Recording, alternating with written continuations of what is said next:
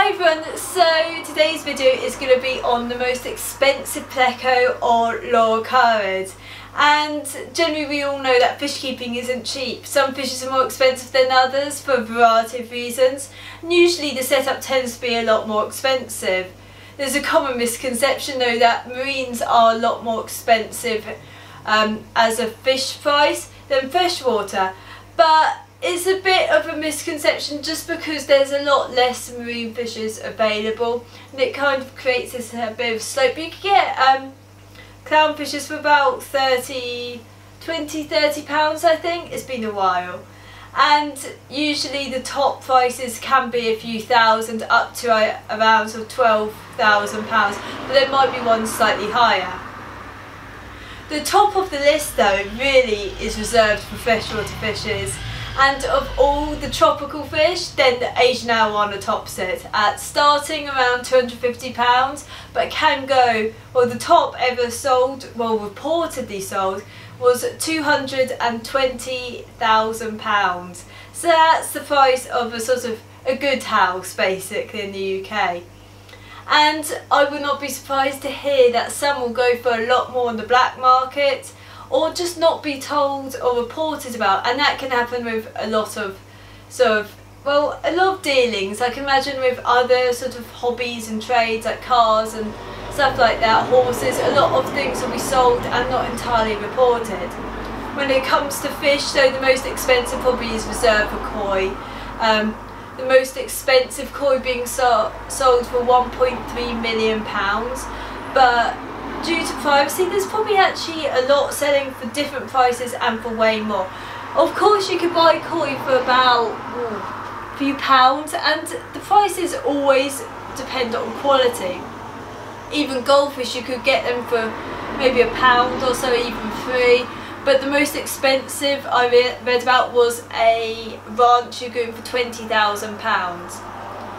And it's certainly true that plecos, Loricariidae aren't cheap. A lot of the varieties you could pay as little as a few pounds for varieties of common bristlenose, but for species the price sort of rapidly goes up. So you could pay about, for a clown Canticus AF Macus, around sort of £10, £10 to £15. But then once you start going to others, it can get a lot higher, and the sky is the limit really. The majority are under sort of £200 and above around 30.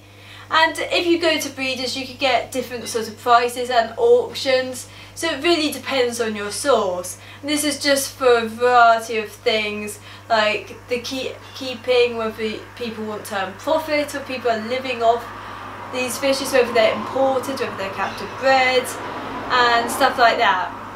So there's exceptions to the rules, and some can reach exceptional prices. The true Parancistrus Cevatus Xantho, not the Parancistrus AF Canticus, they sell for around £300.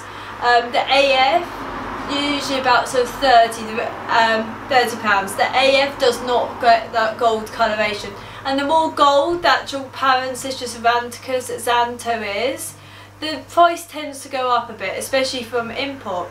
They are meant to be really easy to captive breed, but not many people do it, probably just due to the initial sale price. So you need a pair, ideally more, just for infertility reasons.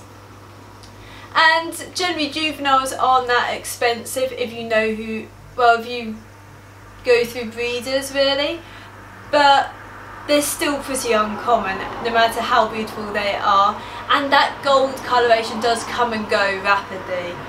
And they are a big fish. Not many places import them as well, and they're quite expensive to import anyway. Hypostomus L236 goes for around sort of £199 to I think £250, and it is a hybrid, and that's for juvenile non-breeding prices. The prices for breeding pairs, or actually not breeding pairs, breeding size, there's no such thing really as a breeding pair. But breeding sizes is always a lot higher. Hypostomus SP L173, they vary depending on the wild. They're also a possible another hybrid, and it's just basically a wiggly lined Hypostomus zebra. and they could go anywhere from 70 sort of pounds for a captive red one all the way up to quite a few hundred for a wild caught fish, and it really does vary. Panac Cotcherdon once only cost around £20, but now can reach prices of around sort of £150 for a smaller one, up to sort of around £450. And this price I actually expect to drop with more availability. They're quite easy to get now. And the other sort of one is an example of fishes that is generally that price because it's so hard to get juveniles in. So Pseudocanthicus Cevatus, which is this jet black beautiful fish.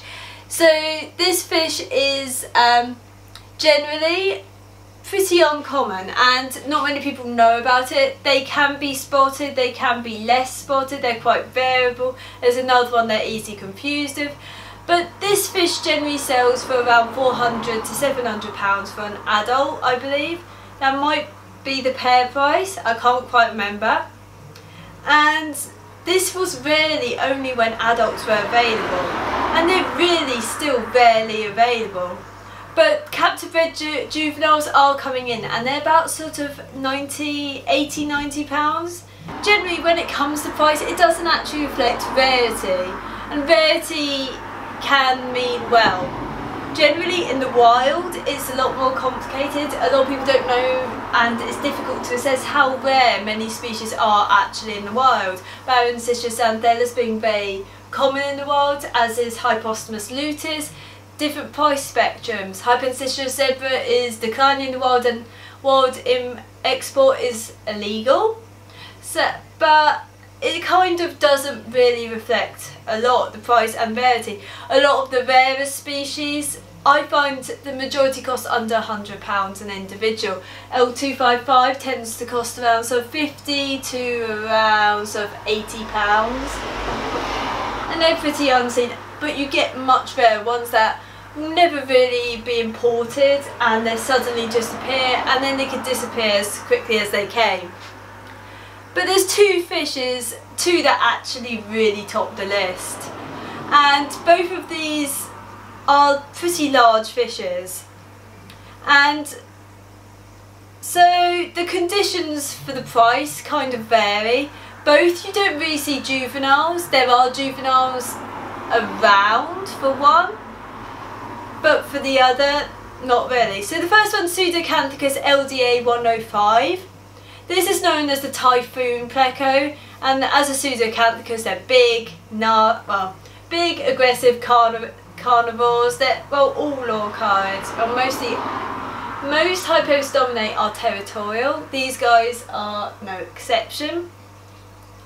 And generally I believe the last sold for around £1,500, and these were adult fish that were imported, and they've been a nightmare to import recently. They're not being listed as far as I know, or not frequently listed, and when they are it's for really high prices. And then generally they are restricted from export from Brazil, and as far as I know have not been captive bred yet. And for that price I think the captive bred is going to be restricted to farms in Southeast Asia and places like that, rather than breeders. But breeders might catch on. Like some of I think the first ever Pseudocanthicus Cevatus was bred by a breeder rather than a farm, and that might actually influence the price a lot.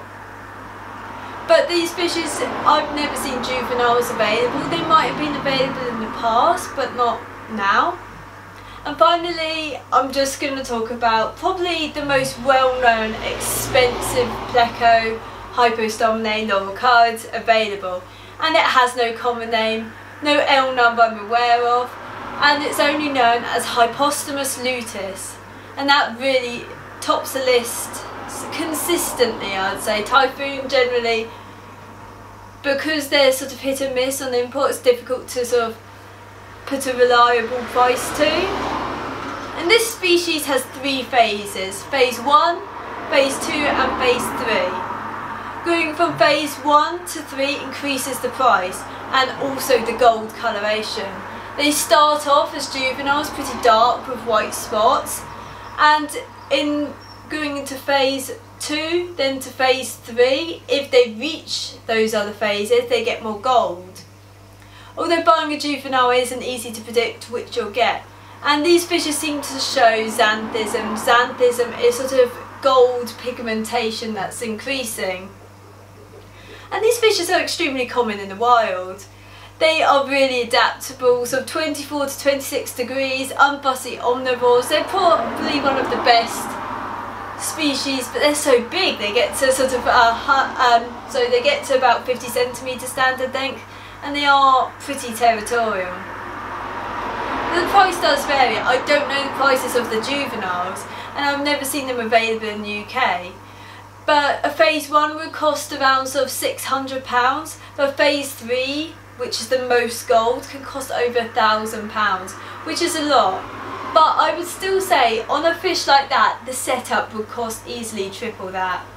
Given that sort of you're paying more than £1 a litre, it's going to be a big investment, and they are a bit more limiting. I would say Loricariidae, what you could keep when they get so big. Unlike, say, some of the larger cichlids that are a lot more passive, or arowana. I guess it depends, because arowana, I've seen them take swipes at things. I've never dealt with adult giardini, but then Loricariidae are a lot more territorial with their own kind. With rays, I really don't trust them, just because it doesn't take much for one to spook the other, one to get, well, sting the other, or one to sting one, and the Loricariidae scratch the other. But anyway, so thank you for watching. I've got videos planned, and I've got more time to film them, hopefully. And if there's anything people want me to talk about, I'll see what it is, and I might be able to. Anyway, thank you for watching.